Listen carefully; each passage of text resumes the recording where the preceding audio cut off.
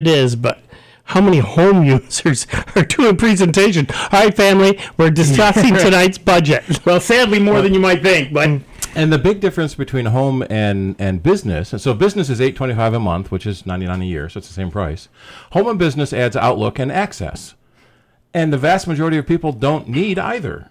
Yeah. And right now, business still works on 5 phones, 5 tablets, and 5 PCs. They're making their money off of business, so they're not going to change that. Yeah. And so, you know, we sell the home and student version mostly to our customers because they don't need Outlook and they don't need Access. And you, for now at least, you can still get, if I can get back to that right page, you can still get the perpetual license version, which is $150, and you pay once and that's all. You never pay again. Right. There are rumors they're increasing. But that's how many people is that? 1. Right. So if it's just you, fine. If you have 2 people, then you want to get you probably need 2 licenses. Now you're at $300, so that's 3 years of the subscription. Because the subscription's $100 a year. If you want to put it on your tablet or your phone, then you have to buy the subscription. Right. Because the standalone products are only Mac or Windows. So, and that's probably why they're changing these licensing deals, is people have computers, laptops, tablets, phones.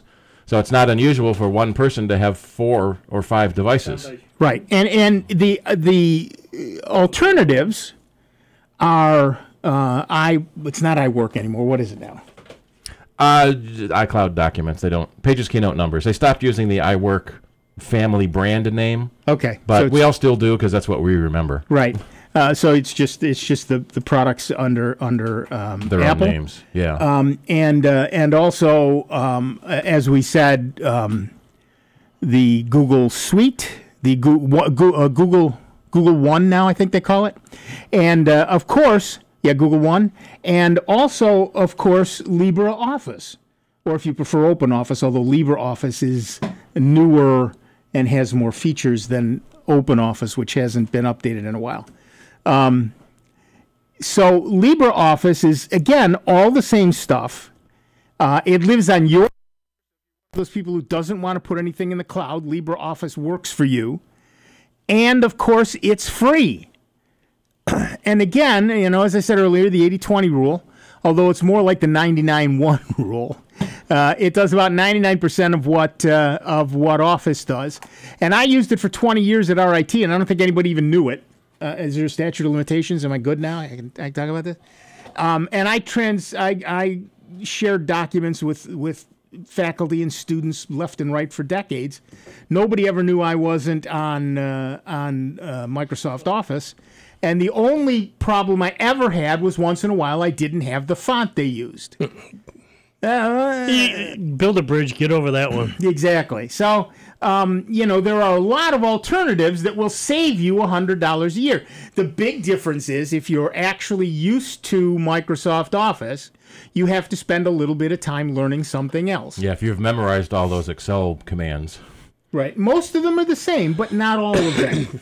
And so you have to do a little bit of relearning. And if it's not worth $100 a year for you to relearn stuff, well, that's fine. Pay the $100. That's your thing. That's your thing. I get that. We've run into a lot of people who have upgraded their computers, and people tend to keep their computers quite long these days. So 5, 6, 7, 8 years. They buy a new computer and suddenly realize their Office 2000 or 2004 doesn't work on a 2018 computer. So now you're forced to buy the new version. So we talk to people about, there's the free alternatives. No, I want Microsoft Office. Okay. You're going to have to learn a completely new interface anyway. Right. Why don't you try the free version first? Mm-hmm. You can come back and buy the other one later if you really, really need to. But right. I mean, the reality is that it's, how many times am I going to have to say it? It's like buying a new car.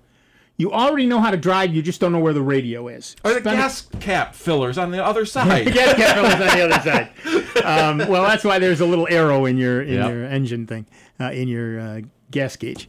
But the fact is that it takes a few days to learn the new interface, and then you're done. And I don't know why more people don't do it. And I'll tell you, I love the fact I have had LibreOffice since it first came out.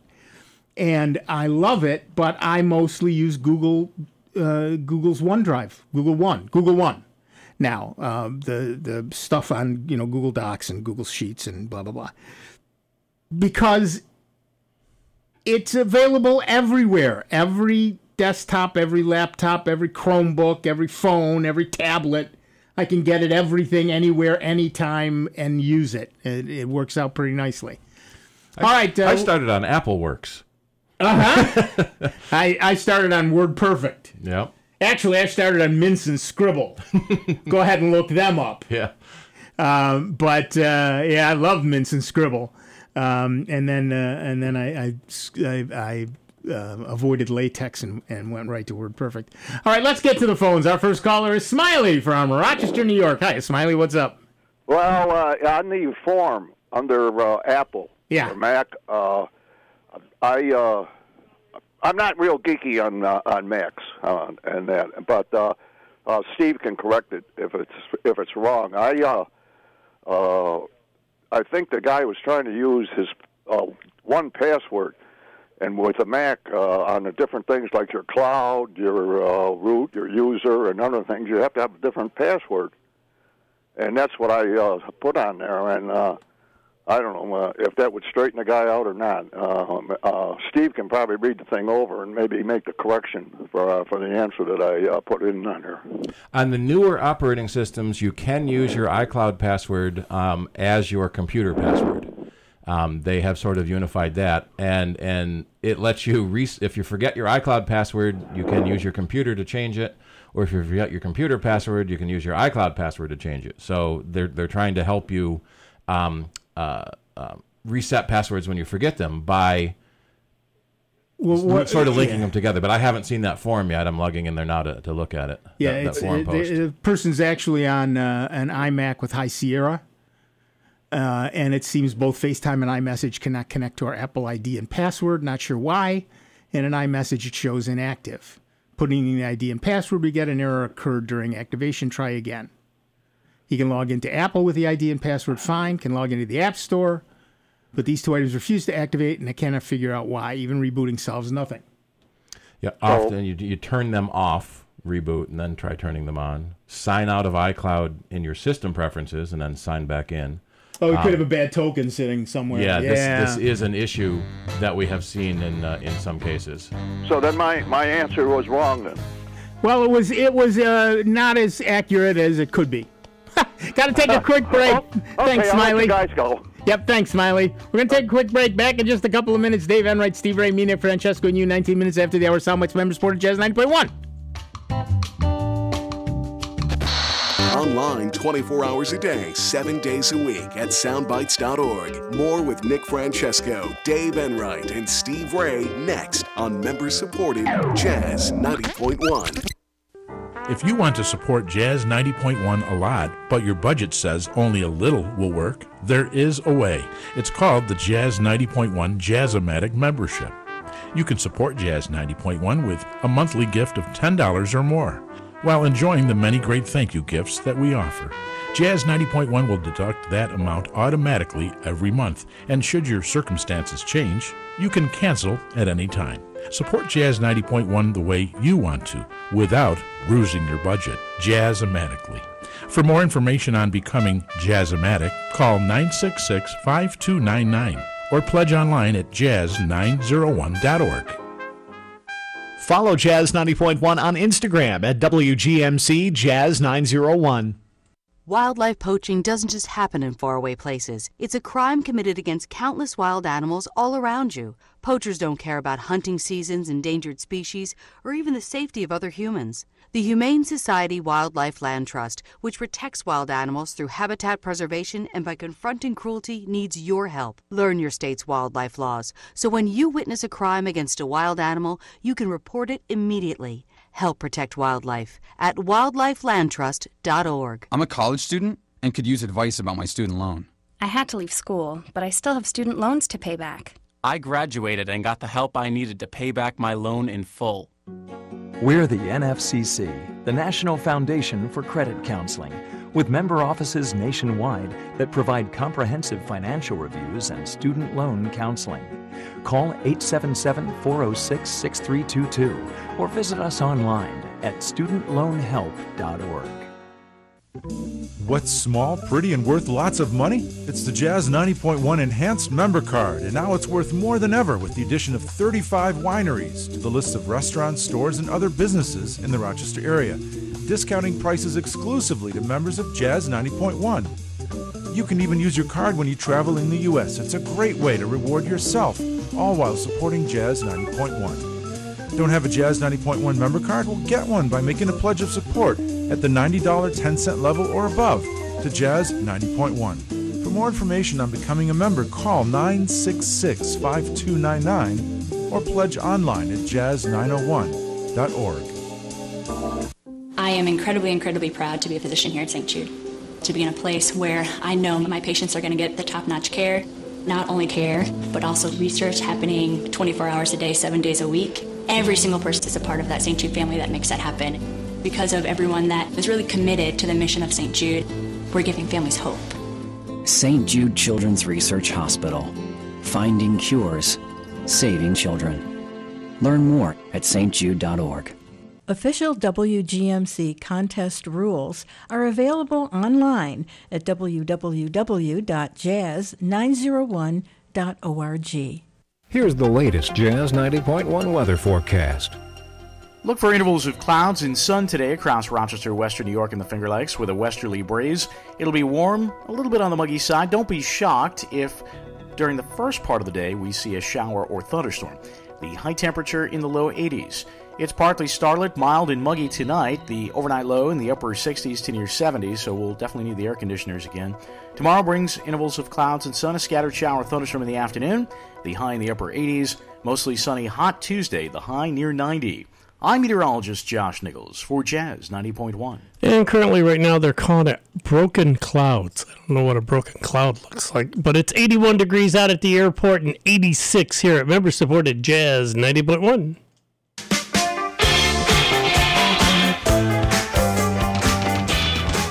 Computer problems? Get answers from the experts. Sound Bytes, noon to 2 Saturdays, only on Jazz 90.1. Welcome back, everybody. I'm Nick Francesco. I'm Dave Enright. And I'm Steve Ray. And at 24 minutes after the hour, we are Sound Bytes. And you can give us a call, 585-966-JAZZ. That's 966-5299. Toll free, 1-800-790-0415. We were a little abrupt with Smiley at the end of the last segment, but I do want to thank him for getting in there and answering that question. We love it when our listeners get in there and answer questions for us. So thank you for that. So, Windows 10 on Chromebooks. At first, it sounds downright stupid. You can already do just about everything on a Chromebook with Chrome OS, including run tons of Windows apps. The eagle-eyed developers at XDA Developers have spotted a new Google Pixelbook firmware branch. The new code, Eve Campfire, includes a new Alt-OS mode. That Alt-OS, Windows 10. From the clues XDA has picked up, this looks to be a real offering and not just an internal product that will never see the light of day. XDA thinks there'll be a built-in dual boot option such as Apple's Boot Camp. Windows on a Chromebook wouldn't be for everyone. You'd need a well-equipped Chromebook with at least 40 gigs of internal storage. You can also forget about running Windows 10 on an ARM-based Chromebook. But why would Google bring Windows to Chromebooks? Some people have suggested it's because Chrome OS can't compete with Windows. Oh, please. People run Windows for 3 reasons these days. 1, it's all they've ever known. 2, their favorite game runs on it. Or 3, they have one mission-critical app that only runs on Windows. Not only do Chromebooks run apps, but they run more apps without dual or multi-booting than any other computing platform. Let me repeat that sentence for you. Not only do Chromebooks run apps, but they run more apps without dual or multi-booting than any other computing platform. That's because you can run Android, Linux, and many Windows applications on a Chromebook simultaneously. Chromebooks have become all-purpose do-everything productivity machines. Gartner and IDC both agree that the PC market is finally growing again, and Chromebooks get much of the credit for this. Personally, I gave up laptops for high-end Chromebooks years ago. They work great, and if one were to go haywire while I was traveling, all I needed to do to get another one, enter my Google password, and I'm back in business in a minute with all of my documents and applications. Just try that with any other kind of laptop.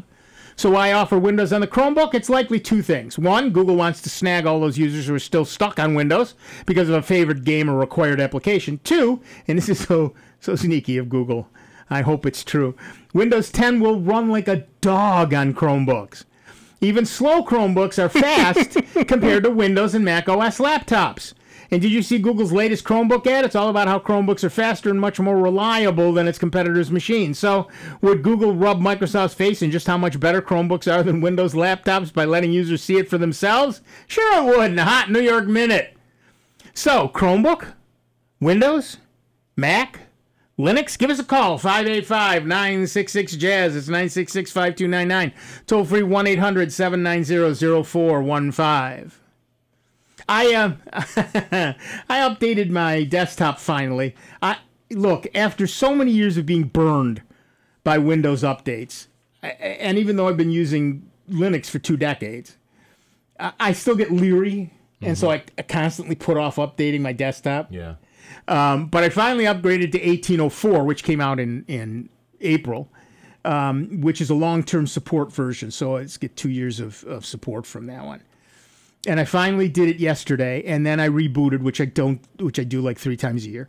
And I rebooted, and it took forever. Now, objectively, it only took about a minute and a half. But that feels forever. But generally, my Chromebooks boot up in 8 seconds. So that was forever. It was forever. And I kept thinking, oh, man, it's ruined. It's ruined. And then all of a sudden, it came up, and I went, oh yeah, it's just a regular operating system. We get spoiled. It's just like going back, the internet when we first did modems, dial-up service, to where now we've got, say Spectrum and Greenlight and all these others. You just click on it, boom, it's there. Well, that was the other thing, of course. I'm on Greenlight. So when I started the upgrade, it said, we have to download 7 terabytes of data, 76 billion apps, whatever the number was. Yeah. And it said this may take up to 10 hours, depending on how fast your internet connection was. 2 minutes later, everything was downloaded and it was beginning to work. We hate you. So thank you. I appreciate that. I told my wife, if we ever move, number 1 on the list is it better have the new house better be in a Greenlight neighborhood. Yeah. That's number 1. Number 2 is 2-car garage, but number 1 is Greenlight. What does that matter? You don't park in your garage now as it is. Well, that's why I want a garage I can park in. Yeah, so 2-car garage, she gets to park in it, and the other side is full of junk. Yeah, exactly. Yeah. So you need a 3-car garage. Yeah, well, that's sadly true. That's the way it works. We could do the garage now that we have a new roof on it. The old roof was more of a roof suggestion, let's just say. But now we could do something with it, but we haven't. Anyway, we should probably go back to the phones and stop this nonsense. Our next caller is not there. Sorry, call back. We finally got to you. Please call back. I do apologize. We'll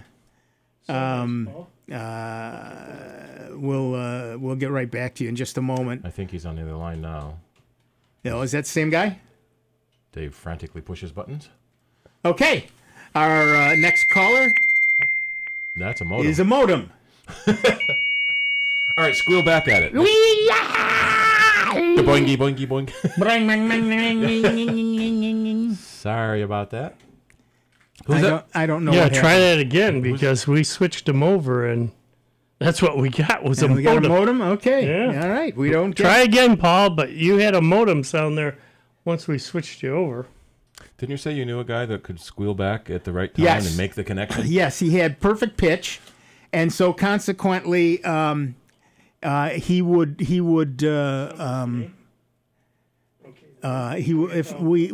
used to work at a place called the Computer Center, and so they would, of course, people would call up with their modems back in the 70s and early 80s, and try to connect to a network computer, and we had a guy who had perfect pitch, and so because each of the modem speeds 300, 1200, 2400 had a different sound. Had a different frequency, and so he would whistle back in the correct frequency to make a connection, and then he'd go and hang up and say, I wonder what I said. Yeah. All right, maybe back to the phones. Our next caller is Ray from Rochester, New York. Hi, Ray, what's up? Got a question. I have an iMac with everything updated, version level-wise, software-wise. For some reason, I get an issue either with the messaging tool or the Facebook tool where it will not authenticate the password and the ID. Although everything else works with the password ID, I could log on to, Apple and use the ID. You put this in the forum, didn't you? You put this in the forum, didn't you? Yes, I did. Yep. Yeah, we were talking to Smiley about that a couple of minutes ago, and I'm sorry, I didn't hear that. No, that's okay. It's I can't believe you're not interested, listening constantly, even when we're not on. But Steve may have an answer for you. Yeah, this is not an unknown problem. That can sometimes make you feel better, at least. Usually, what you need to do is sign out of iCloud completely in your system preferences, and then reboot and sign back in. And I've posted an Apple Tech Note in that forum page as well. Sometimes you get FaceTime and not iMessage. Sometimes you get iMessage and not FaceTime. So it's weird. So FaceTime is audio and video, and iMessage is text. So we wonder why they separated them. But the basic problem is a bad token somewhere, and only by signing out do you lose that token. And when you sign back in, you get a new security token based on your password and the current time and date and everything else that generates those tokens. So even though, I shut the machine off or reboot it, and it says, put in your ID, which I do, because it wants to go to the App Store or whatever it wants to do. Right, but when you solving the issue, that just refreshes the current password. Right. By signing out, it will remove all of the old tokens and then sign in. Rebooting doesn't actually change the tokens on your machine. Okay. One of the quick things to check is make sure your time zone is set right. Yes, it is. Okay, yeah, because if your time zone is wrong and you're trying to log into to Apple and it sees your time zone set wrong based on what your clock and their clock, that can mess up the token, basically messing up the tokens between them, which are time based. Okay. Okay, I'll give that a try. Yep. All right, thanks. Thank you. It's sometimes we've even seen it be as necessary to sign out of iCloud on all your devices, your phone and your tablet and your computer. Wow. And then sign all the way back in again. It almost feels like it's an issue if no, it's the same modem again. Now we're getting modem again, Paul. Give it up. Maybe his fax machine is on his voice line. Yeah, it might be. We sometimes feel like the longer you've had your Apple ID. He was hearing the same thing. Oh, so I don't know. It's at your end though, Paul. Sorry. Because the last call worked okay. Yeah. Yeah, since Apple created the Apple IDs, 12, 15 years ago when the iTunes Store first came out, if you have had one that long, then Apple's gone through so many upgrades and changes in their process from iTunes to .Mac to Mobile Me, now to iCloud. It just feels like there's some cruft left over. Yeah. And if you've had an Apple ID for a very long time, if you had an Apple ID from before they called it an Apple ID, it was just your iTunes ID back then. Right. That could be an issue.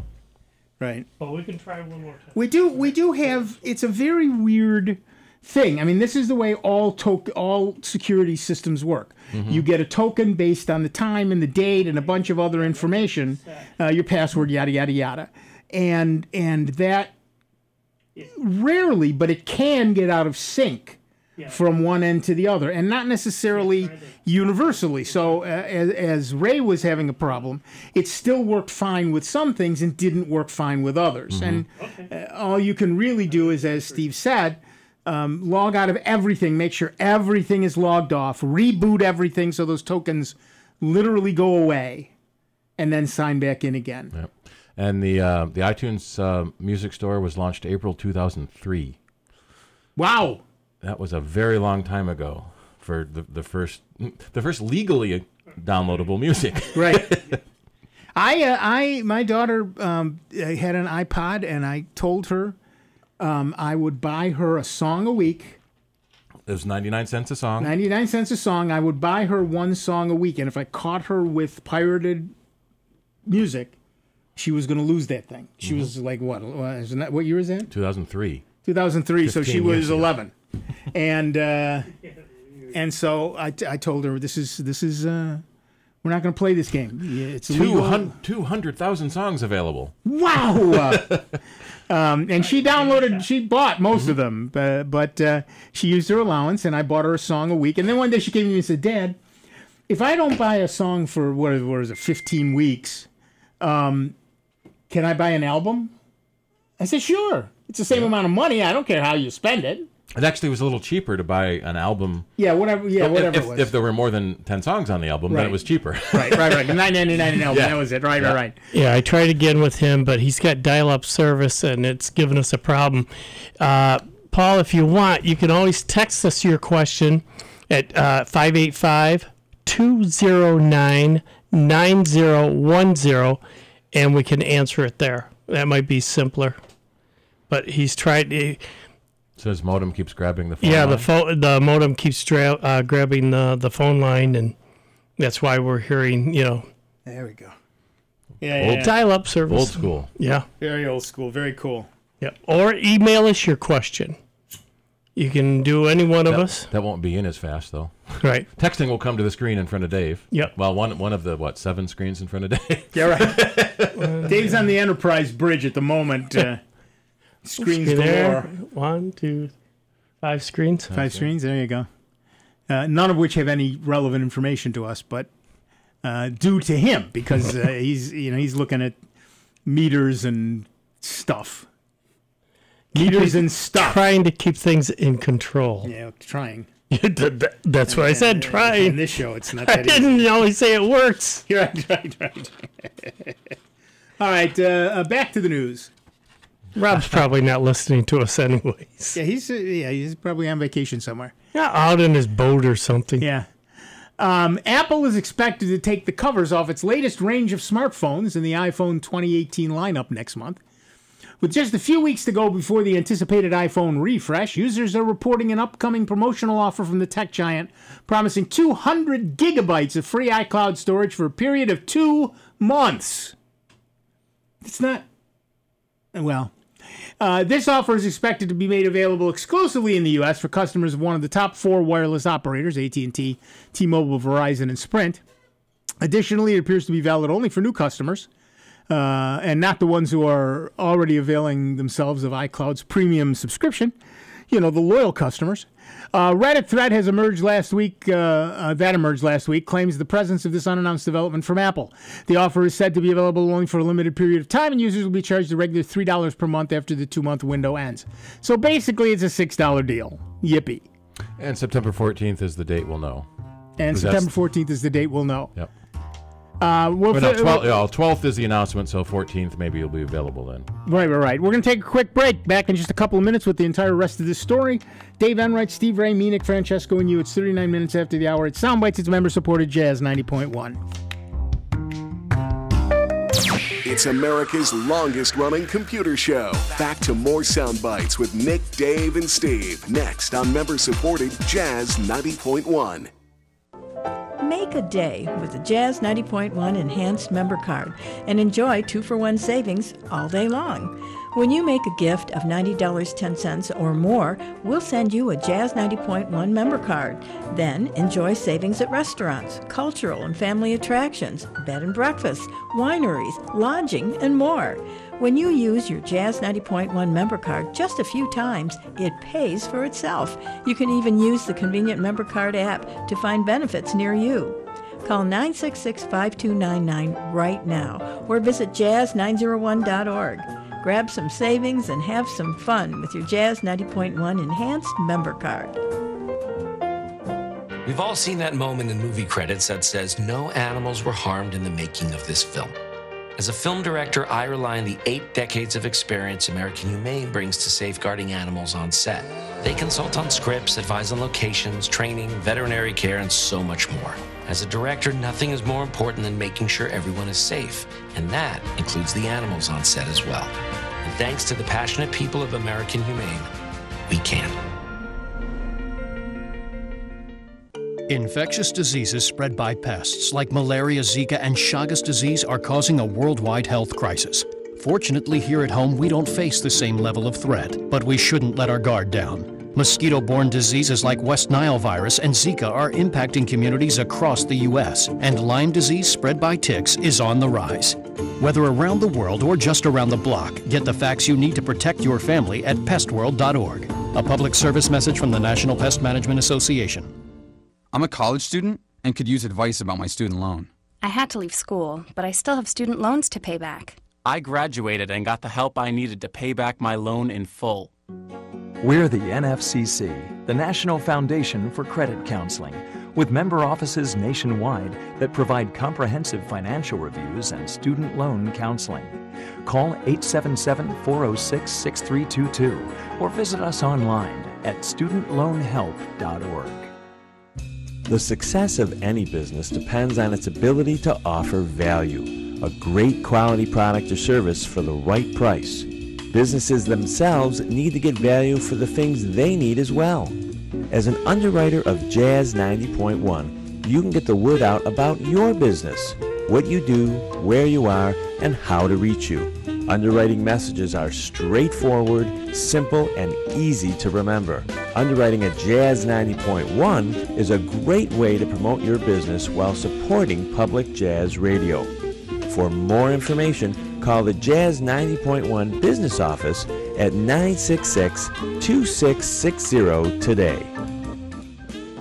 Jazz 90.1 is supported by our members and the Fine Arts Series at the College at Brockport. The Eastman School of Music's Trombone Choir will perform at the College at Brockport on Friday, September 7th at 7:30 p.m. For more information and tickets, you may call 395-2787. Jazz 90.1 weather.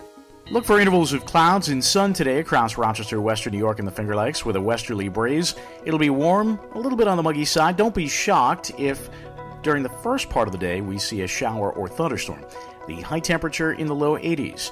It's partly starlit, mild, and muggy tonight. The overnight low in the upper 60s to near 70s, so we'll definitely need the air conditioners again. Tomorrow brings intervals of clouds and sun, a scattered shower or thunderstorm in the afternoon. The high in the upper 80s. Mostly sunny, hot Tuesday, the high near 90. I'm meteorologist Josh Nichols for Jazz 90.1. Currently, we've got broken clouds, 82 degrees out at the airport, and 86 here at member-supported Jazz 90.1. Hello, this is Paul Conley. Join me early on Monday mornings from 1 a.m. to 6 a.m. on member-supported Jazz 90.1. Welcome back, everybody. I'm Nick Francesco. I'm Dave Enright. And I'm Steve Ray. And at 44 minutes after the hour, we are Soundbites. Let me redo some of this story and then get back into it. Apple is expected to take the covers off its latest range of smartphones in the iPhone 2018 lineup next month. There's going to be a promotional offer for 200 gigabytes of free iCloud storage for a period of 2 months, but not if you're a current customer, because loyalty means nothing to any of these people. After the 2 months, it'll be a $3 a month charge, so basically that's a $6 deal. Apple has not yet officially confirmed the presence of such an offer and might do so around the time of the 2018 iPhone launch, giving users an extra reason to consider picking one up from one of the 3 rumored variants. Apple currently offers 5 gigabytes of free iCloud storage, whoopee, as a default for all of its device owners. The base paid plan with 50 gigabytes of storage bears a price tag of $1. The one with 2 gigabytes costs $3, and the top end 2 terabytes of storage sports a price tag of $10. This is per month. Back in May this year, Apple had introduced free 1-month iCloud storage trials for all 3 of its offerings in an attempt to boost cloud storage adoption for its customers. Notably, first taste is free, people. Notably, the plans automatically renew after the 30-day window ends, so users will have to manually discontinue it from their end or pay the monthly fees for the selected storage plan. So, are you looking forward to that sweet, sweet $6 saving? Give us a call, 585-966-JAZZ. It's 966-5299. Toll free at 1-800-790-0415. We were actually talking with a customer this morning that was sending their iPhone 7 in for service, and they were wondering, should I upgrade to an 8? No! Wait 2 weeks. Yeah, right. See what the new announcement is. Because if you want to upgrade to an 8, the price will probably go down. Right. And there'll be a 9 by then. Right. Or maybe an 8S. So we don't know if it's going to be a 9 or an 8S, and then a 10S or 10XL, or we don't know. But it's coming. We know it's coming. That's all we know. Right. And let me just say, and I don't know, maybe I shouldn't be saying this, but when you're looking for a company to do business with, look for a company that tells you wait because something better is coming, or that tells you try the free thing first, because it's probably a more honest company to work with. Yep. And so that's the way you should do those things. That's the way I did it when I did retail. Apple has kind of gotten out of the habit of predicted releases. Right. So right now, September for new phones is about the only predicted release. There's such a history of them doing it that you almost have to expect it. But there used to be seasons where you knew in spring there was a new iPad coming, in summer there was a new Mac coming. They've sort of gotten away from that, partly because they don't want people to stop buying them before the new one comes out. Well, but equally, it used to be you had new things in August for back to school. Well, and that's actually too late for schools. You need a new thing in June. They jump into the holiday season. July, but now they come out in October, so they're clearly for Christmas holiday, right? Well, and what's kind of interesting is on the back to school deals, when it has happened, when there's been an announcement, say in September for a new computer, right, those computers are usually not included in the back to school deals that end at the end of August before school starts. Right. It's pretty. So, like most companies, they want to clear out the old inventory before the new comes. Although at our store, we like buying the old inventory because it's cheaper. Right. So you can save, maybe $100, maybe $200 on a Mac, and it's we call them yesterday's model because yesterday it was the new model. Right. And we always get a kick out of it when it literally was yesterday. This was the new model. Now it's cheaper because there's a better model out. And average people don't need that, 10% clock speed gain or whatever new thing they added. So save the $100. Put that toward the Apple Care, so when you drop it and break it, it can get covered by an incident fee, right? Rather than especially expensive. if you got devices, and that's why I always tell parents that with the kids, even the college kids, get the protection plan for those, because kids don't always think fully when, none of them will sit on the desk. But if you quick grab that thing and take off with it, and it's still hooked up to the power cord, and that gets ripped out, and now you can't hook it back up to charge it because that's been broken. One of the things we found at our store is that the carrier insurance, so if you buy your phone at a carrier store, the carrier wants to sell you insurance. The carrier insurance typically costs more than the Apple Care, manufacturer plan that we sell, and the incident fees are typically a little more. So, like with Apple, if you break your screen, it's $29. With some of the other carriers, it might be $79 for a screen. So we always like to tell our customers, because we don't sell the phones themselves, but we sell all the accessories. Once you get your phone, come to us to buy the Apple Care, because it's cheaper and better in the long run than most of the carrier insurance. The only thing it doesn't cover is if you lose the phone completely. But there's the Find My iPhone service that helps you find that. So you can find it if you've lost your phone. Right. And talking about things coming out in October, a lot of new Chromebooks come out in October, and I guess that is for the Christmas, the holidays. Dell is bringing out a new, fairly high-end thing. It'll be about a $600 Chromebook, 14-inch, which is good for my eyes. It's a 2-in-1, so it flips over and becomes a tablet. Cool. It's got a 1920 by 1080 display, which is nice. It's 14 inches, like I said, which is good. It's going to have an 8th generation Core i3, 4 gig of RAM, and up to 128 gigs of onboard storage, which is important because if you're going to run Android apps, you want a little bit of storage space for that. Even 64 gig is a lot, more than the phones generally have. And it's going to have a 15-hour battery. Nice. Yeah, no kidding. Nice. So you certainly are going to get a day out of it. Heck yeah. But yeah, it's pretty cool. It also comes with an EMR, an electromagnetic resonance stylus for drawing and note taking, which is stored in the Chromebook so you don't lose it. Which is, you can get one for a Pixel, but it's $100 extra.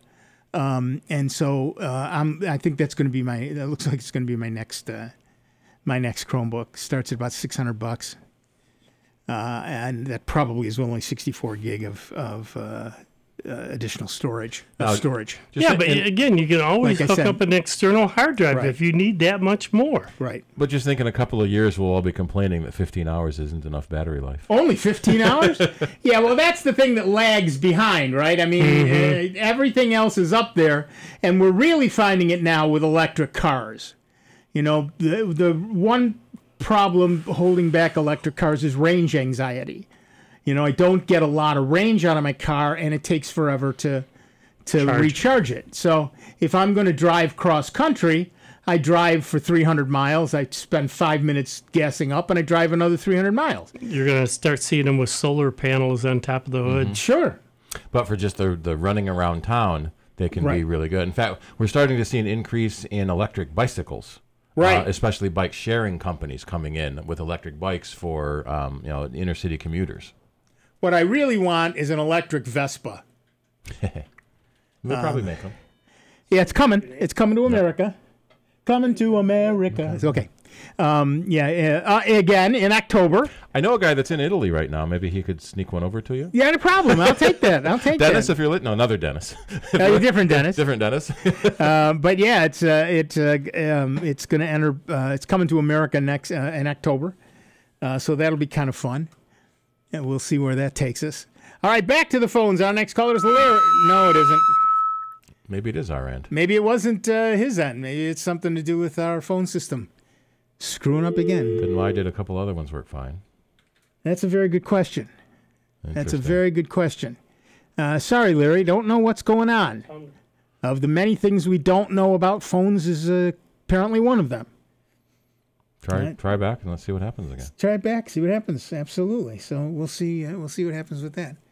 But yeah, Dell is launching their next Chromebook, and I'm ready for a new Chromebook. Chromebooks only have a 5 or 6 year life before they stop updating them, and when a Chromebook costs you $200, 5 years is a long time. Yeah. So we'll see what the next one brings me.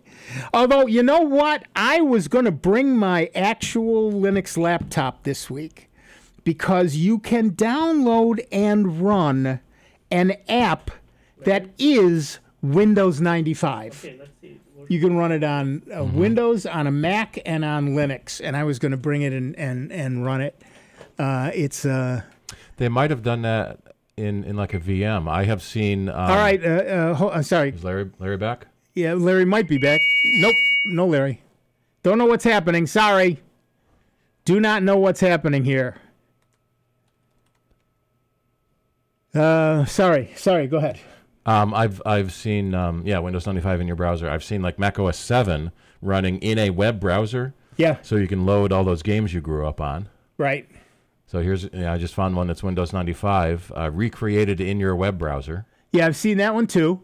But this is actually Windows 95 as an app. And I downloaded it for my Linux laptop. Yeah, there it is, and it works also on Mac OS and on Windows. It's not perfect. It runs. I have played Minesweeper. Yep. Unfortunately, I couldn't make the web browser connect. Internet. It's just the globe that says Internet. This was even before it was called Internet Explorer. It was just the Internet. But it boots up. It was hysterical. It's only 129 megs. And it's only 129 megs, and it made me laugh. The whole thing made me laugh. Yeah, I don't know what's going on. That's a modem. Mm-hmm. It definitely. We don't have a modem connected, do we? Anything, Steve? Are you running a modem of any sort? I don't have anything connected. I don't have a modem either. I don't know.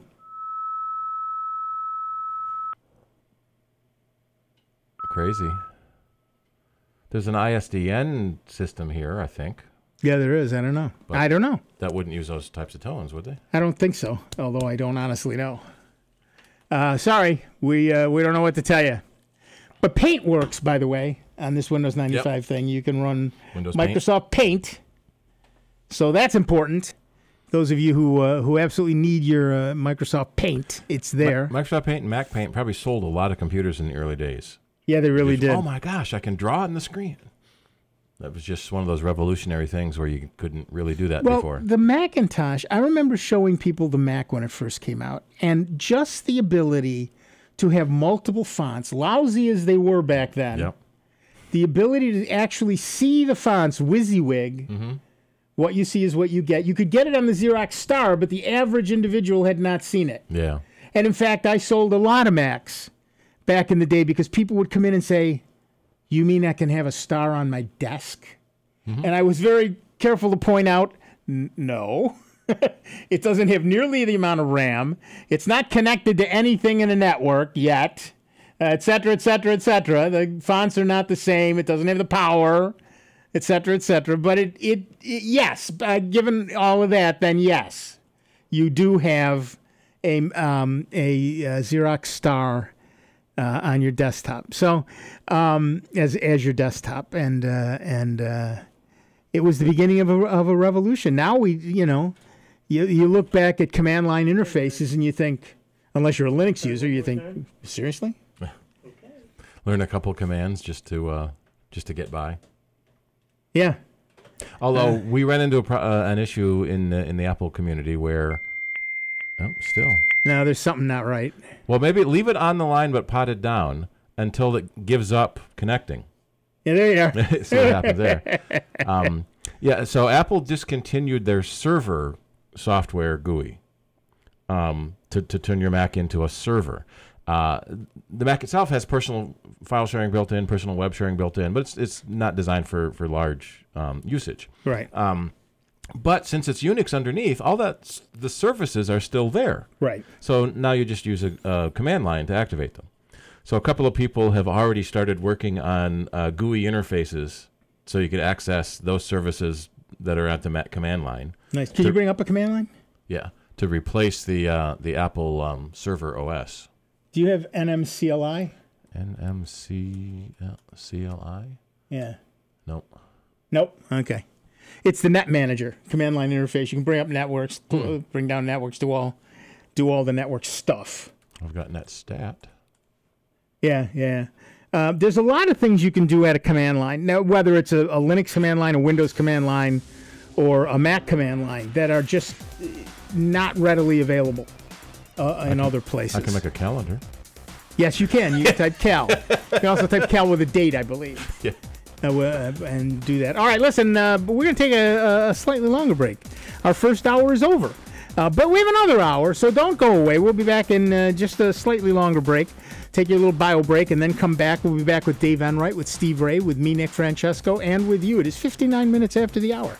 You're listening to the longest-running computer show in the known universe, and we are right here on the Truly Great, and truly grateful to you because we are indeed member-supported Jazz 90.1. We will see you on the other side.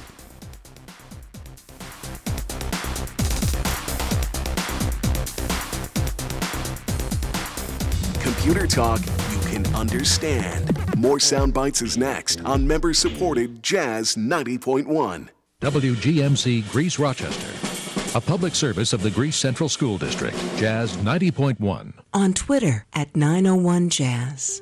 If you want to support Jazz 90.1 a lot, but your budget says only a little will work, there is a way. It's called the Jazz 90.1 Ematic membership. You can support Jazz 90.1 with a monthly gift of $10 or more, while enjoying the many great thank you gifts that we offer. Jazz 90.1 will deduct that amount automatically every month, and should your circumstances change, you can cancel at any time. Support Jazz 90.1 the way you want to, without bruising your budget. Jazz-Ematically.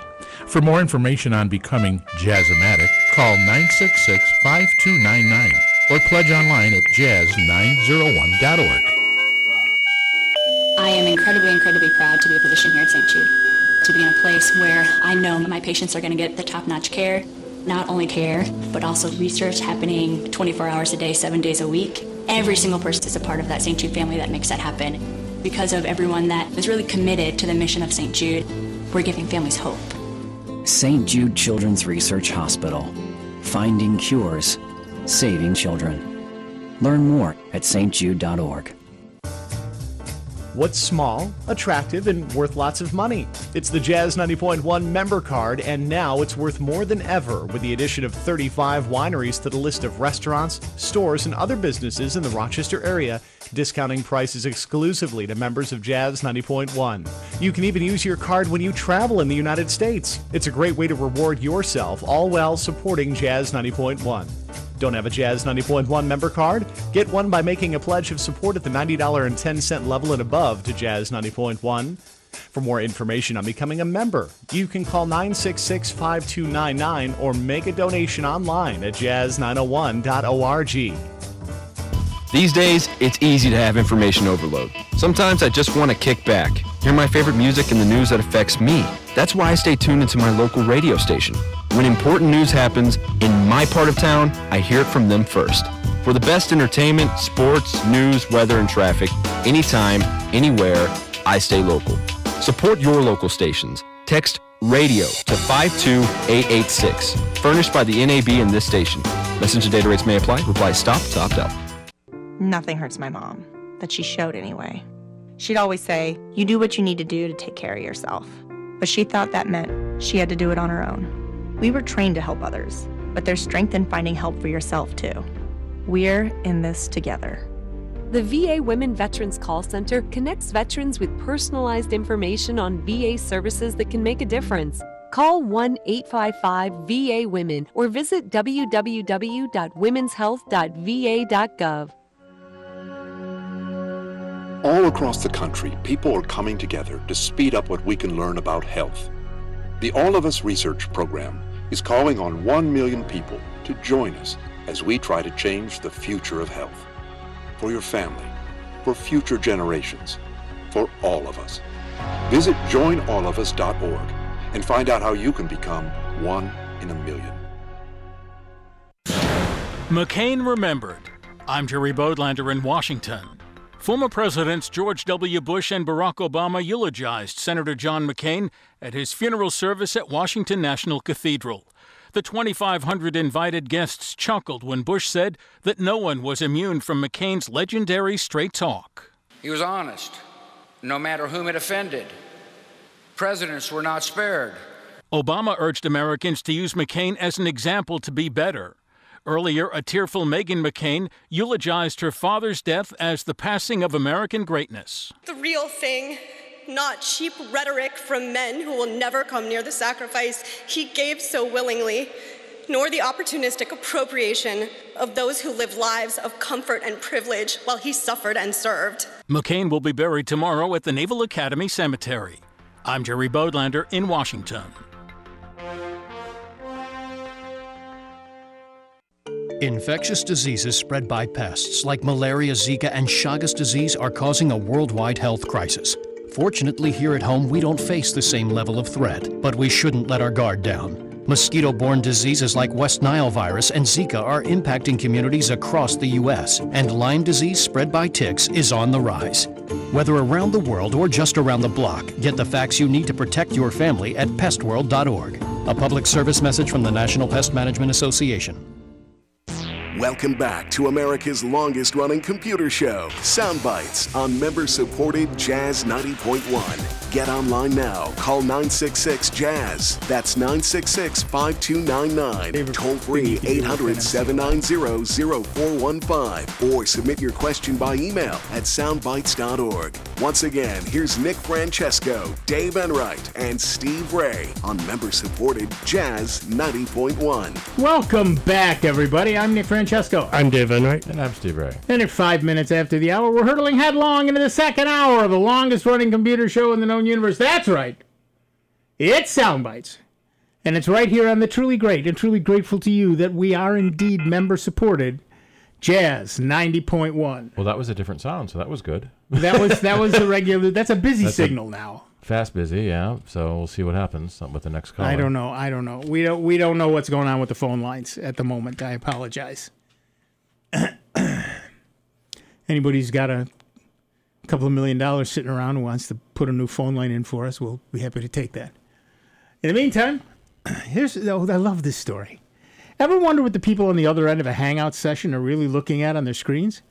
With a little help from machine learning, you might be able to take a peek over their shoulders, based on research published at the Crypto 2018 conference in Santa Barbara last week.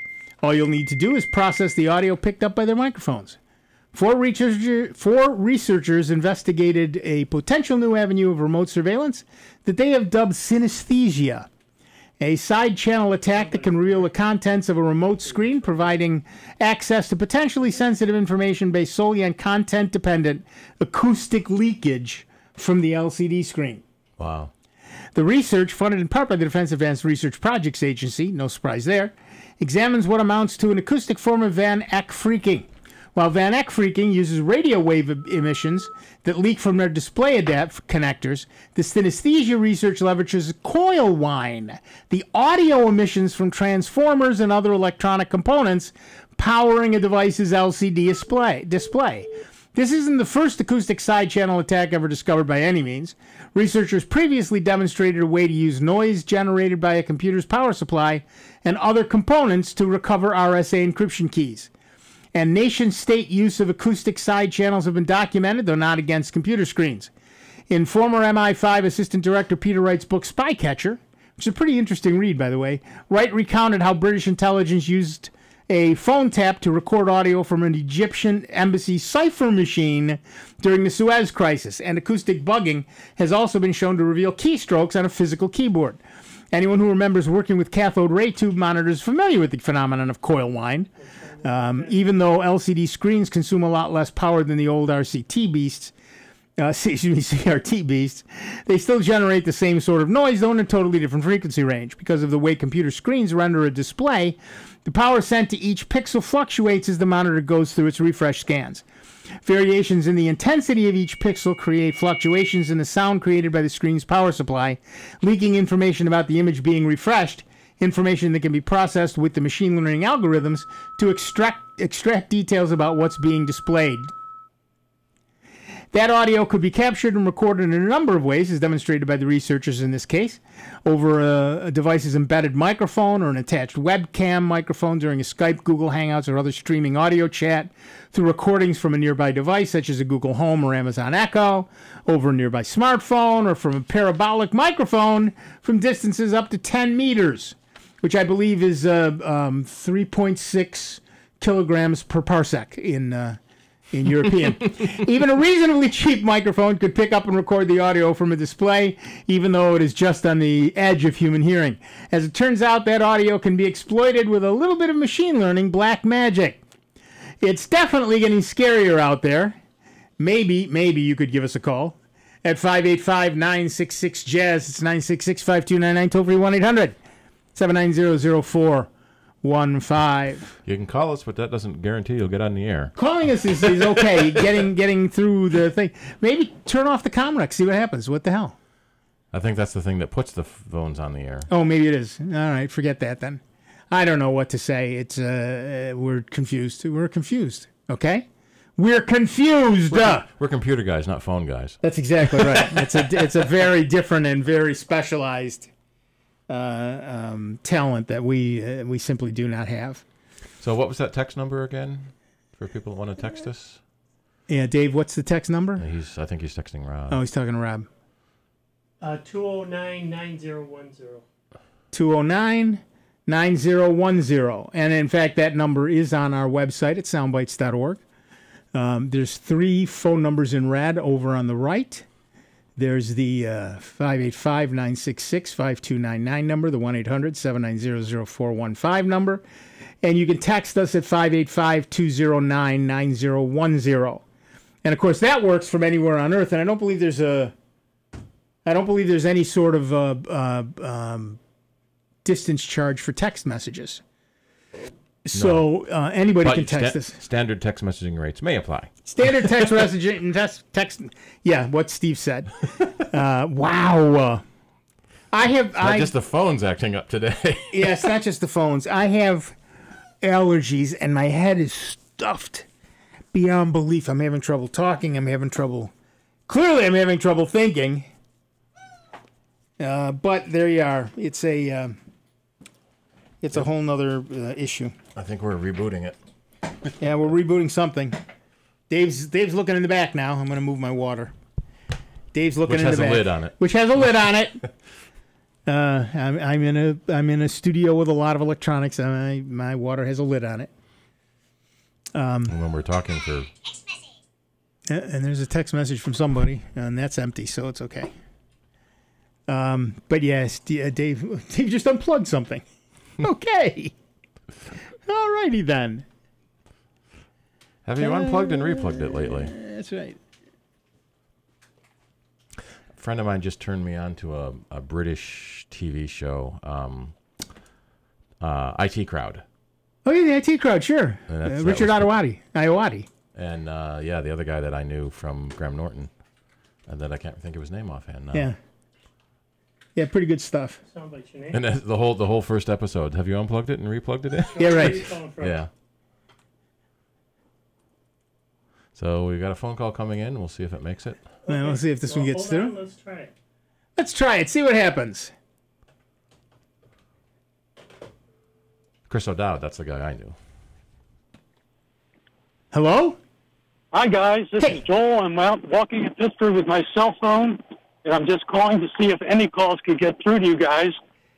Nothing particular in mind. Just wanted to run a test. Well, thanks. We appreciate it. That one worked. And just one quick thing. Have you guys considered changing the name of your show to Chromebooks? Okay, so your phones are working. Take care, guys. Thanks for all you do. Thanks so much. Yep. Okay. Yeah, we do sometimes get on a thing, and both Dave and I are Chromebook people, so we spend a lot of time talking about our Chromebooks. But the reality is you truly, our job here is to help you find new ways to do the same stuff. And one of the ways to do that is with a product like a Chromebook. You can save an awful lot of, depending on what you do, you can save an awful lot of money by using a Chromebook, and it certainly becomes easier to do a number of things.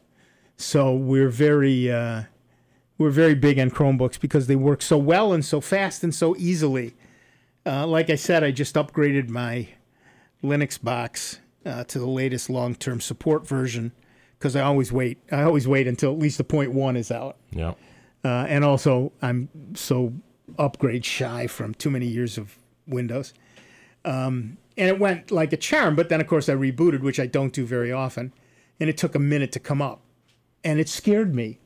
It took a whole minute to come up.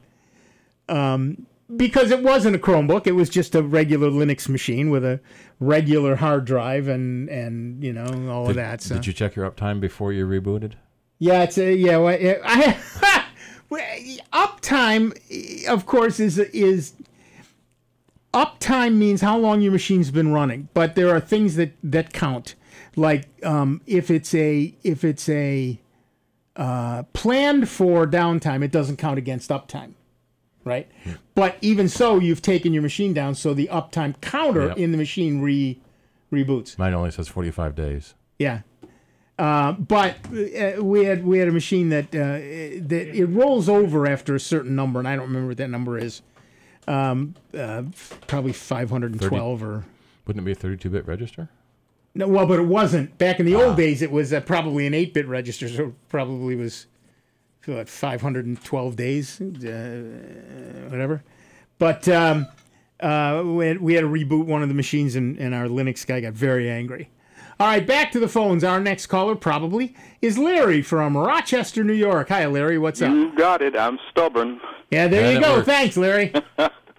I'm calling because I have Sophos Home Premium on my computer, and lately the shield has been showing red, and when I looked at it, it says all my protection is off. When I go into the setup and look at it, everything that I have says that it's on and I'm fully protected and it's updated. I went to support on Sophos, but I can't seem to find anything that would explain why this happens, and of course it scares me that which one of these things is right. Do I really have protection? This is a mistake, or is it correct? And I don't have protection. Just looking for help. Yeah, are you on Windows or a Mac? I have the Mac. Yeah. It's quite possibly a problem with your preferences file. Okay. Preferences on this thing. Everything wants to give me a preference, but I guess I'll have to figure out how to do preferences for this.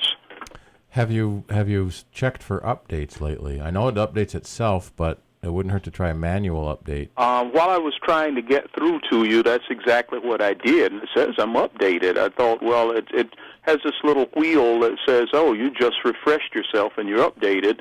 And so I went to look at an update itself and do it manually. It says I'm okay. But I guess that's something I suppose I could just go ahead and try that anyway. Right.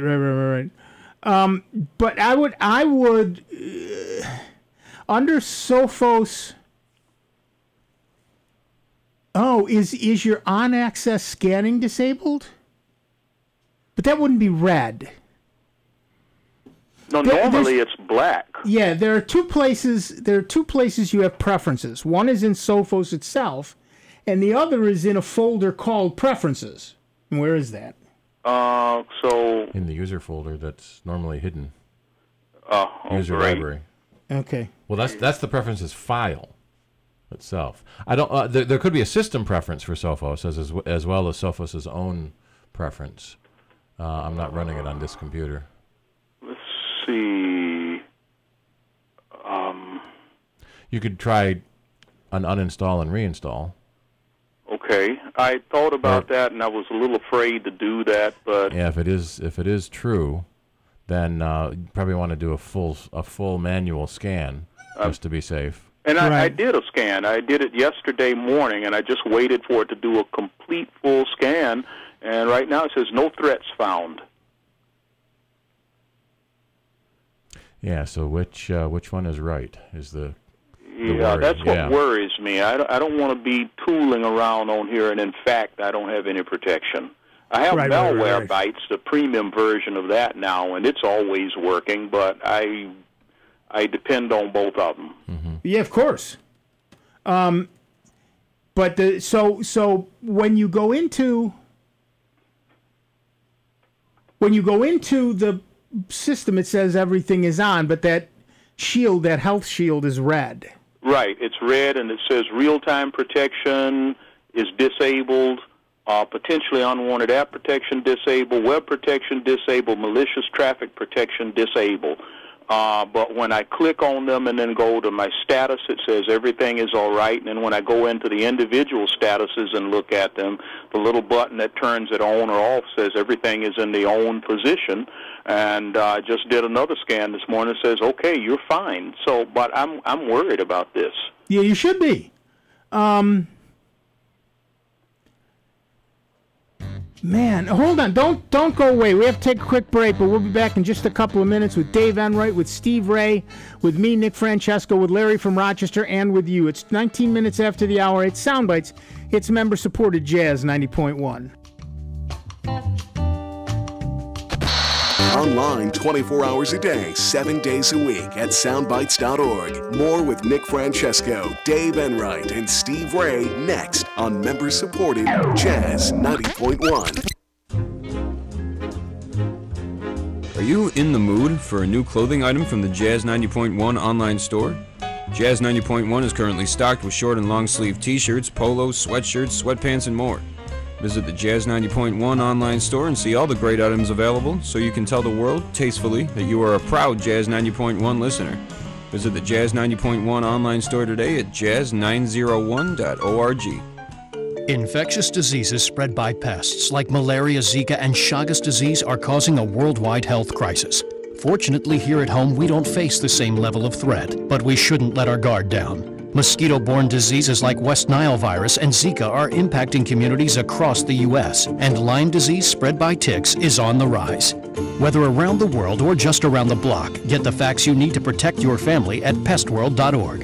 A public service message from the National Pest Management Association. Wildlife poaching doesn't just happen in faraway places. It's a crime committed against countless wild animals all around you. Poachers don't care about hunting seasons, endangered species, or even the safety of other humans. The Humane Society Wildlife Land Trust, which protects wild animals through habitat preservation and by confronting cruelty, needs your help. Learn your state's wildlife laws, so when you witness a crime against a wild animal, you can report it immediately. Help protect wildlife at wildlifelandtrust.org. We've all seen that moment in movie credits that says no animals were harmed in the making of this film. As a film director, I rely on the 8 decades of experience American Humane brings to safeguarding animals on set. They consult on scripts, advise on locations, training, veterinary care, and so much more. As a director, nothing is more important than making sure everyone is safe, and that includes the animals on set as well. And thanks to the passionate people of American Humane, we can. This is Rob Linton, station manager of Jazz 90.1. Annual membership contributions and business underwriting keep our programming on the air. The future growth and excellence of our station depends on our ability to also build a permanent base of support through an active and successful legacy gift program. Please continue your gift past a lifetime by including Jazz 90.1 in your will, trust, or general estate plans, and join us in building a legacy of giving to support public jazz radio in Rochester. For more information on planned giving, you may visit jazz901.org or call us at 966-2660. Thank you. I'm a college student and could use advice about my student loan. I had to leave school, but I still have student loans to pay back. I graduated and got the help I needed to pay back my loan in full. We're the NFCC, the National Foundation for Credit Counseling, with member offices nationwide that provide comprehensive financial reviews and student loan counseling. Call 877-406-6322 or visit us online at studentloanhelp.org. And now your Jazz 90.1 weather. Look for intervals of clouds and sun today across Rochester, western New York, and the Finger Lakes with a westerly breeze. It'll be warm, a little bit on the muggy side. Don't be shocked if during the first part of the day we see a shower or thunderstorm. The high temperature in the low 80s. It's partly starlit, mild, and muggy tonight. The overnight low in the upper 60s to near 70s, so we'll definitely need the air conditioners again. Tomorrow brings intervals of clouds and sun, a scattered shower or thunderstorm in the afternoon. The high in the upper 80s. Mostly sunny, hot Tuesday, the high near 90. I'm meteorologist Josh Nichols for Jazz 90.1. Currently, we've got partly cloudy skies, 83 degrees out at the airport, and 86 here at member-supported Jazz 90.1. Hi, this is Phil Dodd. Please join me weekday afternoons from 1 to 4 right here on member-supported Jazz 90.1. Welcome back, everybody. I'm Nick Francesco. I'm Dave Enright. And I'm Steve Ray. And at 24 minutes after the hour, we are Soundbites, and we have Larry from Rochester, New York on the line. Still there, Larry? Still here. Excellent. All right, Steve is going to tell you what we think we know. A couple of things to try. Turn it off, reboot, turn it back on. Do you have... Sophos, he means Sophos turn itself, off, yeah. Turn off Sophos itself, then reboot and turn it back on again. When you say turn it off, you mean disable everything or just get out of it? Yeah, disable everything. Go into the Sophos preferences and set everything to off. Okay. The other thing is, are you running System 1013? Yes. All right. When you install Sophos, because it installs itself at such a low level in the OS, one of Apple's system protections pops up, and you have to go to your system security panel and allow Sophos to activate. If you miss that step, then that can prevent Sophos from activating. I can post a... Maybe you should try that first. Well, I'm not sure if it happens every boot or only when you install it. Because if you install the kernel extension and you never allow it to run, does it try running again? Right. I don't know. And can you just go in somewhere and turn it back on, or do you have to reinstall and wait for the prompt? But Steve is gonna post an article that explains all of this and how to handle it. So all right, I'll wait for that article. That way I can kind of go point by point without trying to remember here. Yep. I have the latest. I always try to keep the latest updates and everything on the machine. I do notice something installed lately, and it did prompt me and say, hey, I can't get into it, and so I had to go into Systems Preferences and allow it to actually install.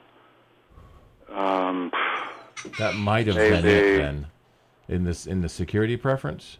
Right. So system. Yeah, if you do an update, it may need it to be re-enabled. Yeah. Right. And if all else fails, it's uninstall, reboot, and reinstall. Right. Okay, and the Systems Preferences, again, would be in security and privacy, right? Right. Yeah. Near the bottom of that, there would be a setting that says allow whatever program, in this case Sophos, right, to run. Okay. All right. I'll wait for your post and then I'll get right on it, because I'm really a little skittish about even having this machine on right now and looking at things. Yeah. Right. I just don't know if I have coverage. I would almost say disconnect from the internet, but it needs connected to download the updates. Yeah. Right. Okay. Do a malware byte scan too, just to be safe. Right. Okay. Well, thank you for your help. I'll wait for your post and then I'll jump right on it. Alrighty. Okay, thank you guys. Perfect. Bye-bye. Thanks. So that's one of the tricks and sometimes problems with antivirus programs, is that they need to embed themselves so deep into the computer to be able to scan for viruses as they try to attack.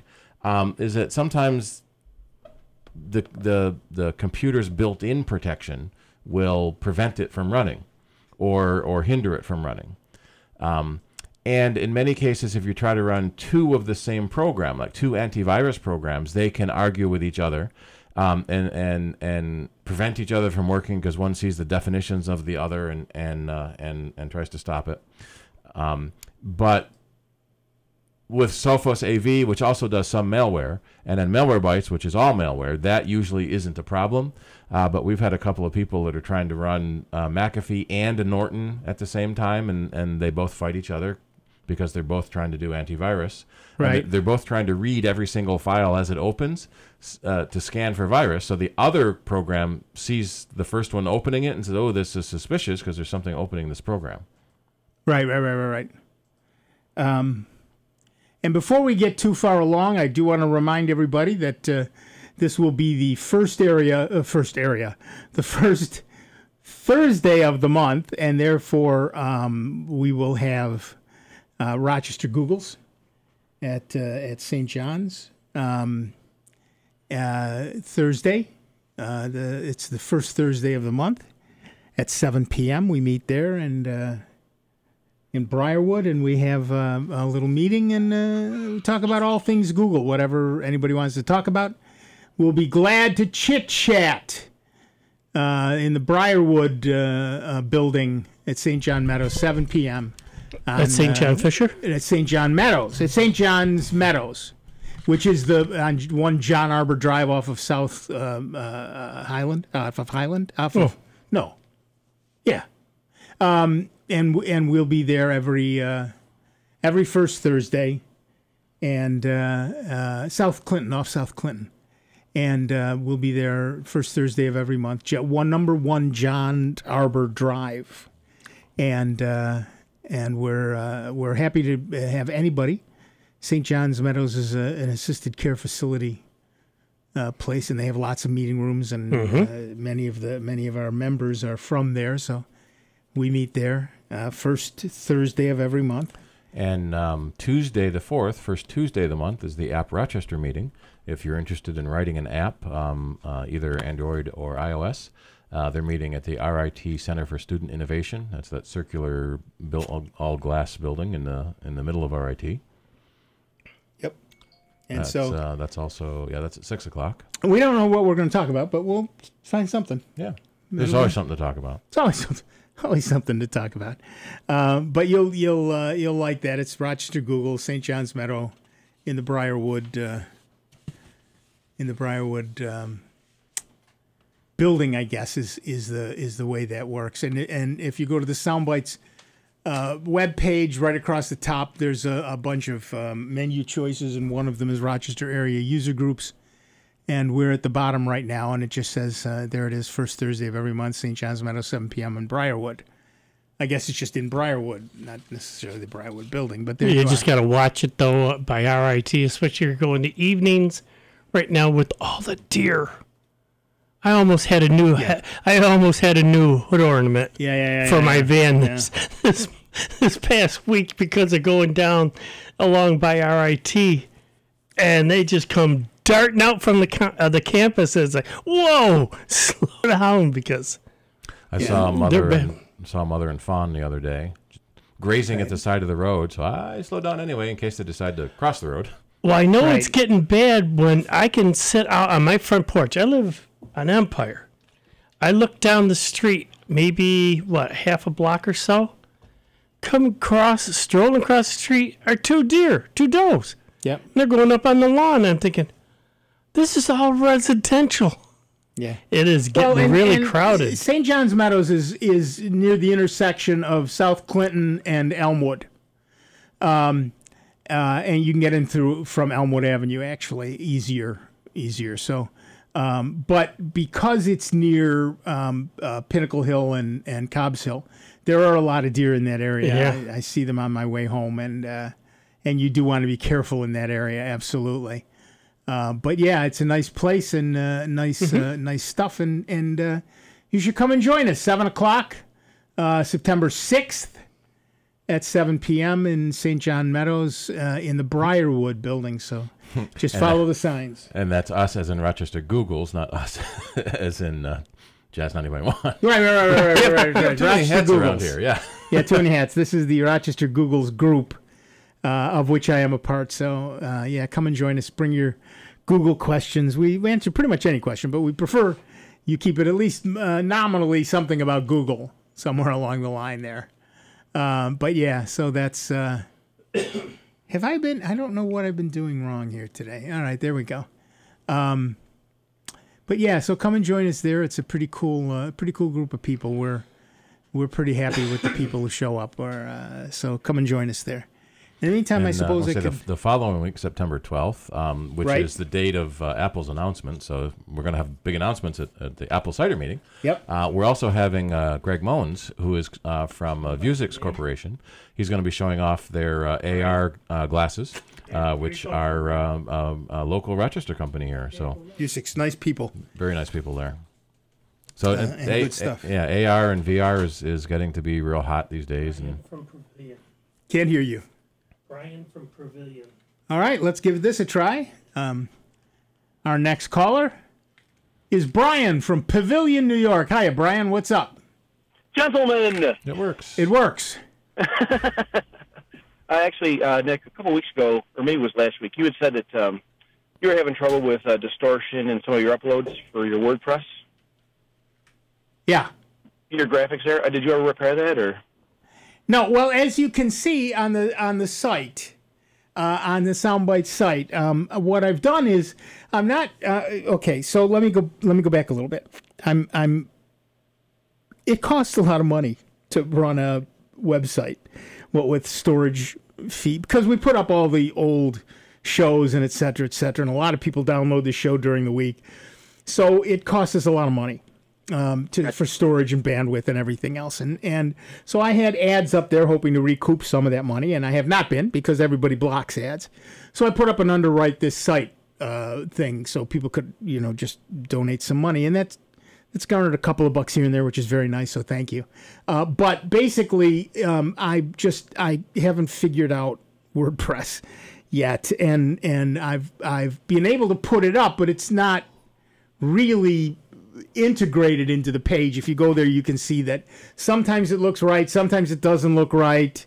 Depends on what device you're looking at. It's just a pain in the neck, and I got to figure it out, but I haven't yet. I've had other things that I needed to do, so I did those things. But yes, I absolutely I need to figure that out, and I need to make it work, and I haven't quite gotten that done yet. And guess what? There's a Rochester WordPress meetup. There's a Rochester WordPress meetup on the 13th. No, actually, I was going to offer. I kind of gave up on WordPress myself for several of my domains, and I was going to kind of maybe guru the gurus. Yeah. With that problem.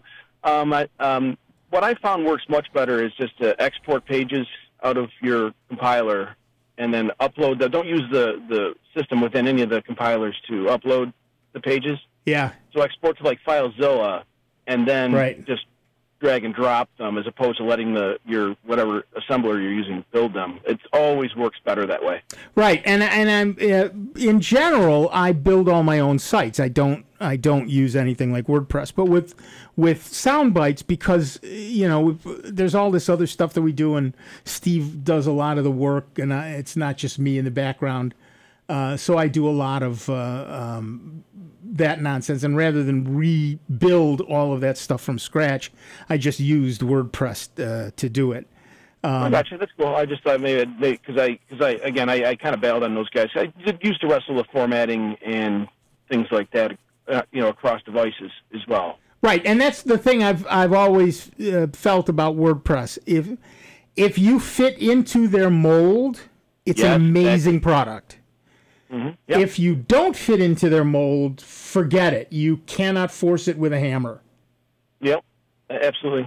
I actually wanted to tell you, too, a couple months ago, or maybe a couple weeks ago, you had done a long-winded no over something. I forget what the topic was. Yeah, it could be anything, knowing me. That absolutely flipped my dog out. I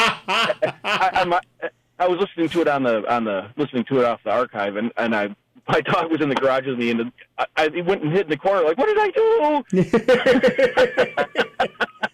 What's your dog's name? So we know how to punish dogs now. Right. What's your dog's name? Well, great show as usual, guys. I am a stout contributor, but I just want to thank you. I appreciate that. Thank you. We appreciate that very much.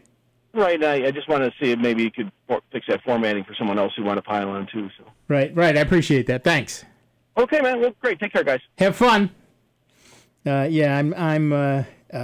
have to admit, like I said, if you use WordPress regularly and what you're doing fits well into their model, works great. But of course, when you're trying to do something a little unusual, outside the box, a little outside their box, and you're used to coding stuff yourself, it does get a little bit difficult, and I just haven't spent the time to delve into it to drag myself through the muck and mire of WordPress. Challenging for you. See, this is what this is supposed to look like, and it looks fine on that page, and then when I come here, it looks like this. Mm-hmm. It's exactly the same code. It is exactly the same code. And I just don't get it. It's, who knows? But at any rate, there you are. And I should probably... What, going from one page to the other, you mean? No, from one site to another. On the sites that I wrote, that I created, when you look at that underwrite this site thing, and in fact, it doesn't even look right on Ask Nick, so I don't know what I did.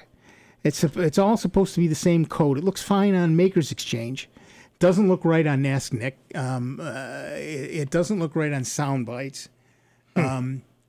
Probably something very simple. It looks right on Security Tango. That's the way it's supposed to look.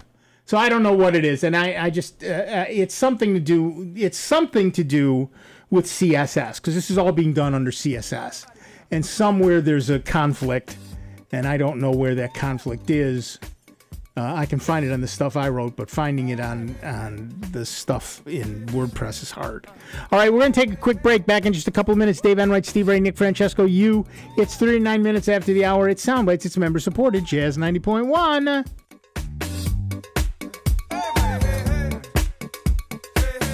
It's America's longest-running computer show. Back to more Soundbytes with Nick, Dave, and Steve. Next on member-supported Jazz 90.1.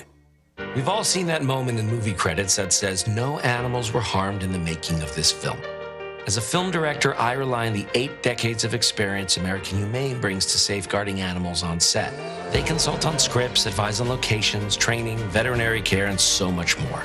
As a director, nothing is more important than making sure everyone is safe, and that includes the animals on set as well. And thanks to the passionate people of American Humane, we can.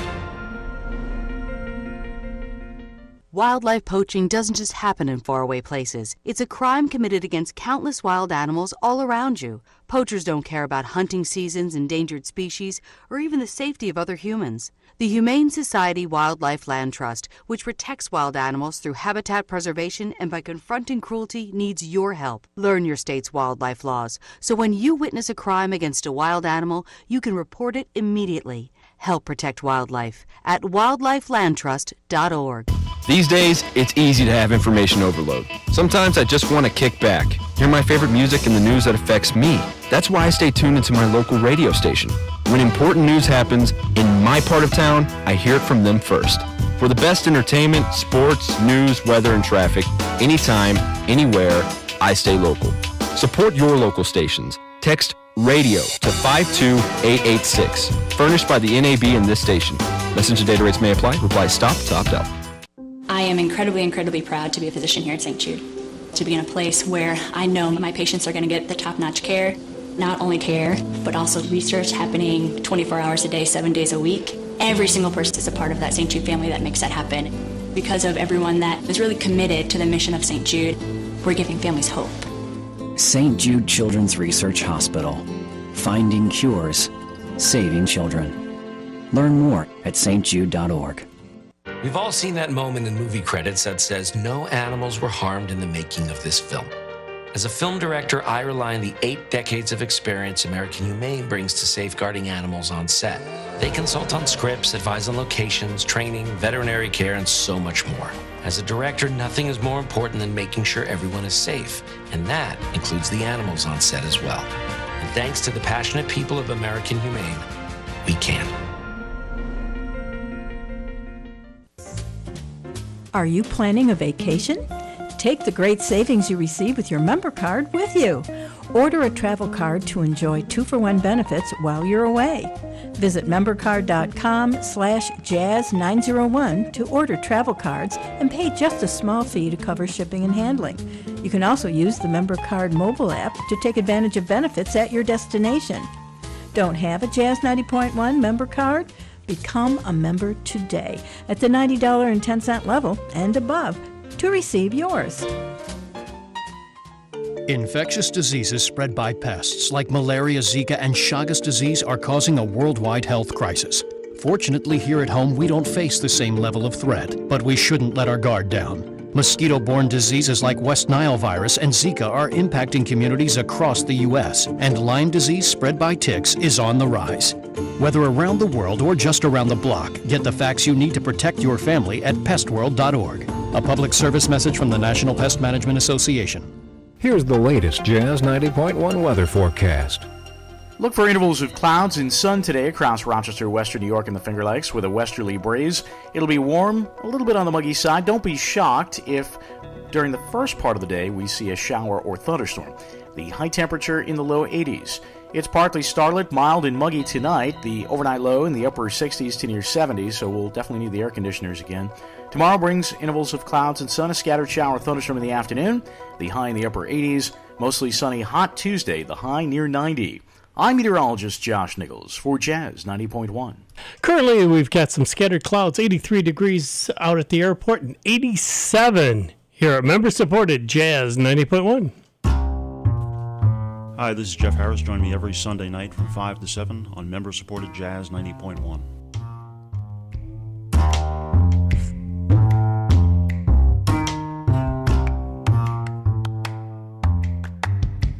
Welcome back, everybody. I'm Nick Francesco. I'm Dave Enright. And I'm Steve Ray.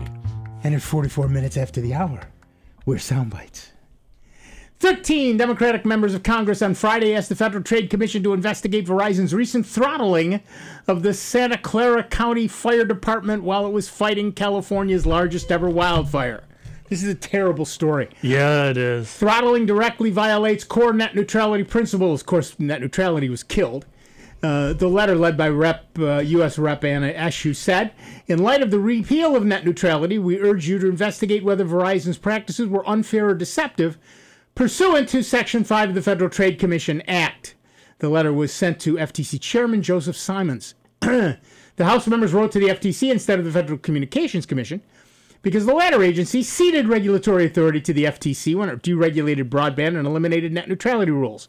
The FTC doesn't enforce any rule against throttling, but it can sue companies when they deceive consumers about the terms of their service. It is unacceptable for communications providers to deceive their customers, the Democrats wrote. But when the consumer in question is a government entity tasked with fire and emergency services, we can't afford to wait a moment longer. The FTC must investigate whether Verizon and other communications companies are being unfair or deceptive in the services they're offering to public safety entities, and if so, to determine what remedies are appropriate to ensure first responders have adequate service when lives are on the line. FCC Chairman Ajit Pai has claimed that the FTC will protect consumers from unfair practices now that the FCC has completely given up its ability to regulate ISPs as common carriers.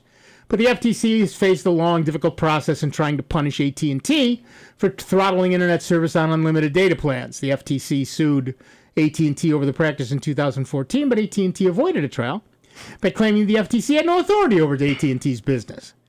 A crucial device used by this, here's the problem. A crucial device used by the Santa Clara Fire Department had an unlimited data plan that was throttled to an unusable 1/200th of their 1/200th of their normal speed after 25 gigs of usage each month.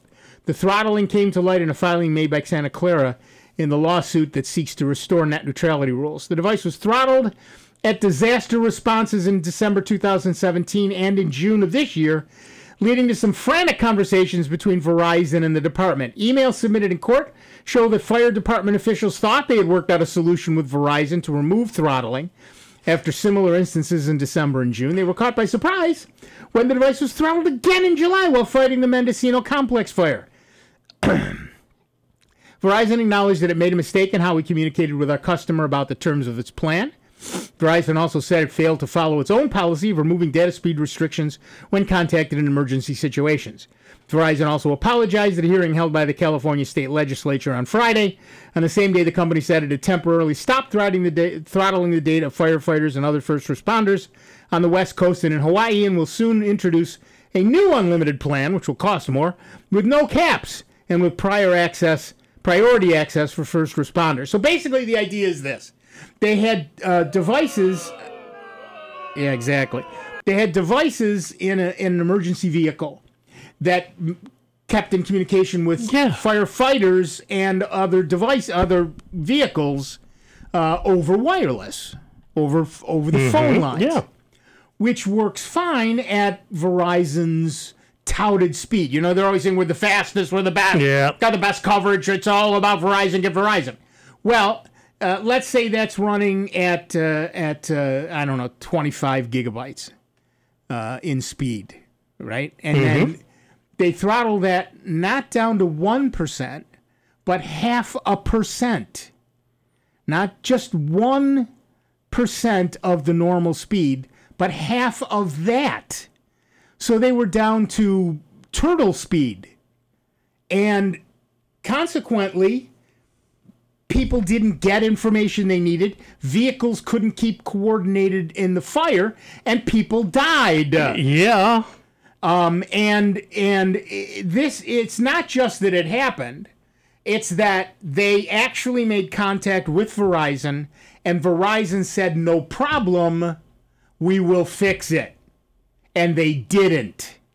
They said, we'll remove the throttling, and they did not remove the throttling. Oh, our bad. Yeah, and that's what they're saying now. Oh, yeah, we kind of made a mistake. Oh, people died, folks. People died, and more people could have died. And because they're just worried about the bottom line. That's only about the bottom line. Corporate greed. Yep. And you got to think their usage is a massive curve. Most of the time, they're hardly using anything. Yeah. Right. But then there's a fire, and they use everything. Right. And how would they feel, though, if it was their house that was going to be burnt down? Yep. Because their homes were right in the middle of that fire spot. Right. I guarantee you, the executives would be singing a whole different tune if it was their loved ones and everything else that was being affected by that fire. Right, right. And, of course, that's that sort of deceptive thing. They talk about unlimited data. Yes. All of the data plans, all of the carriers have unlimited data plans. All of them throttle. That is to say, when you use a certain amount of data, It's unlimited until you actually use it. It's unlimited, but you can be throttled or gouged. Take your pick. Right, exactly.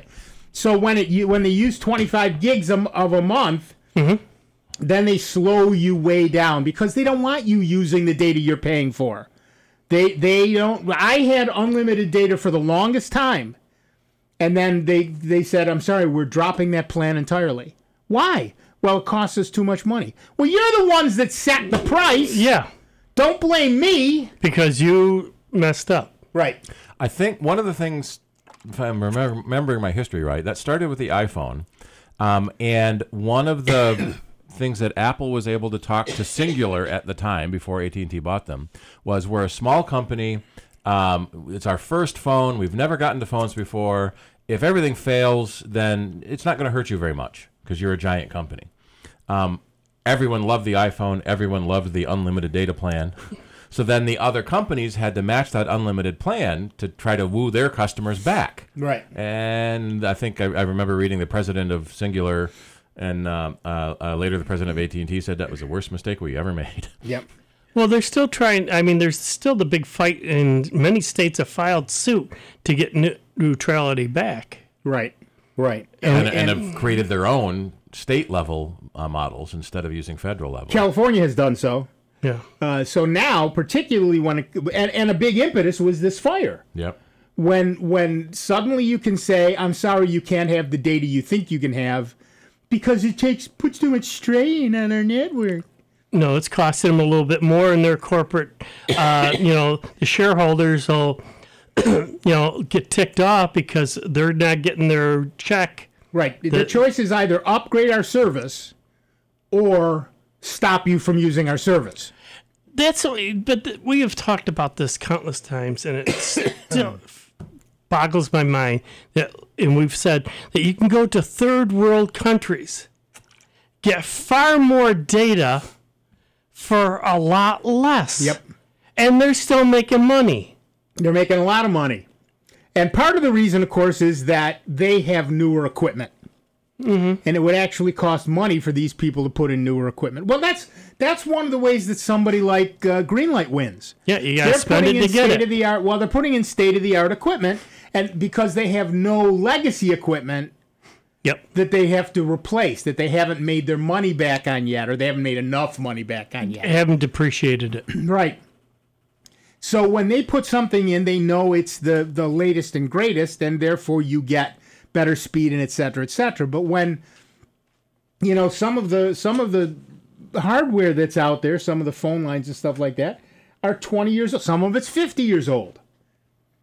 So and they're going through, and sometimes 150-year-old piping. Right. Excuse me. Hairball? I have the allergies are horrible, and right now it's all just stuck in my throat because I got excited and started talking. So a lot of the companies that are trying to string new wire, fiber optic, and new equipment, they try to do it underground so it's not such an eyesore. But then that means that then they have to dig up the ground across everyone's lawns. We had a customer once that lived on a corner and wouldn't let the cable company dig up her lawn to run wire to the rest of her street. So nobody else on her street could get cable. Right. But she had it because it got to her house. Right. But it's an issue all the way around. Right of way is a real problem. That's why a lot of places are putting in mesh networks. That's why a lot of places have, and that's just lots and lots of little radios on lots and lots of little poles that all talk to each other and make a network. And that's all. The 5G cellular is going to be like that. It's shorter range, but higher power. Right. So you need a lot more, in essence, cell towers. So there's going to be a lot more coverage needed. And it'll be a lot more expensive. Right. Because they have to have a lot more radios. But that sort of thing is fairly new, and we won't be seeing the benefits or fallout from that for a long time. All right, that's it. Beg your pardon, I really do. It just suddenly the allergies hit. We're done for another week. I want to thank Dave Enright and Steve Ray. I'm Nick Francesco. We want to thank you for tuning in these last 2 hours. Don't go away. George is coming in to play the best German music you'll hear all week. We'll be back next week with a whole lot more of the longest-running computer show in the known universe. That's right! You've been listening to Sound Bytes, right here in the Truly Great, and truly grateful to you because we continue to be member-supported Jazz 90.1. Don't go away, because here comes George, and we will be back to talk to you in just 166 hours. All across the country, people are coming together to speed up what we can learn about health. The All of Us